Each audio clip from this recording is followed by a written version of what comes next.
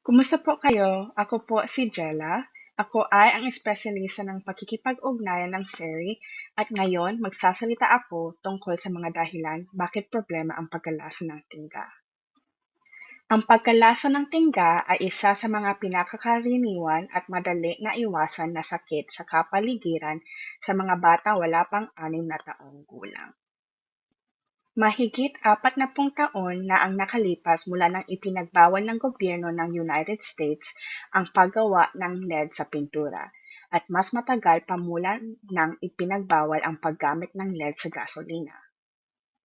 Dahil ang pagkalason sa tingga ay sanhi ng kung ano ang nasa kapaligiran, kapag tinanggal mo ang tingga sa kapaligiran, makakasiguro ka na ikaw at anyong mga anak ay hindi malalantad sa tingga at hindi magdurusa sa mga epekto ng matagalang pagkakalantad.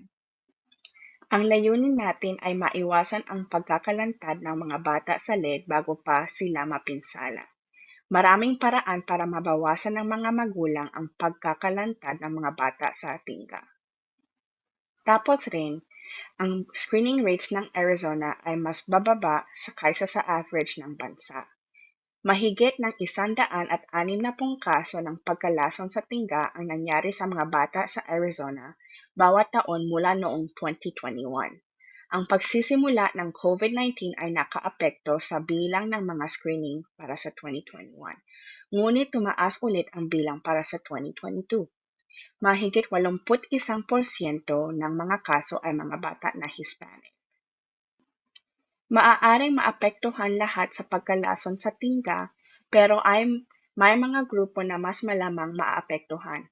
Halimbawa, ang mga bata na wala pang 6 na taong gulang.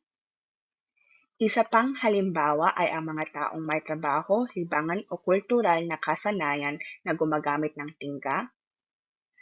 Ang huling halimbawa ay yung mga buntis o nagpapasuso.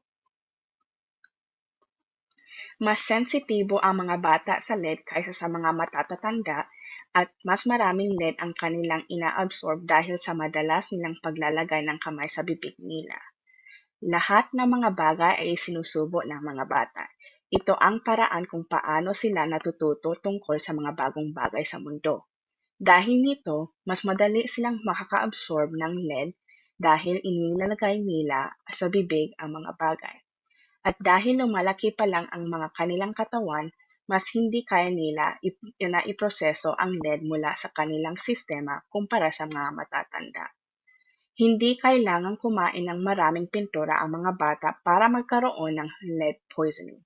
Maaaring makakaapekto sa kalusugan kapag nakakain ng mas mababa sa isang kapat ng kutsarita sa isang araw. Pinipinsala ng tingga ang bawat laman loob sa katawan, lalo na ang pagbuo ng utak at kitnang sistemang nerbiyos ng mga bata. Ang tingga ay nagpapabagal sa paglaki ng mga buto dahil nagkakamali ang katawan ng calcium, ang lead, kaya mas mahina ang mga buto ng mga batang nagkakaroon ng ganitong kondisyon. Ang paglaki ng mga bata ay maaari ring pinahinain ng tingga. Ang mga batang may pagkalason sa tingga ay mas mabagal lumaki at mas maliit kumpara sa kanilang mga kaedad. Ang mga batang nalantad sa LED ay maaari ding magkaroon ng problema sa haba ng atensyon at IQ na humahantong sa mga problema sa pag-uugali sa eskwelahan. Maaaring magkasabay ang mga ka-anemia at pagkalason sa tingga. Sa pinakamalalang kaso, maaaring magkaroon ng pinsala sa utak, atay, bato, at mawala ang pandinig. Sa matitinding kaso, maaaring mangyari ang coma, atake ng mga seizures at maging kamatayan.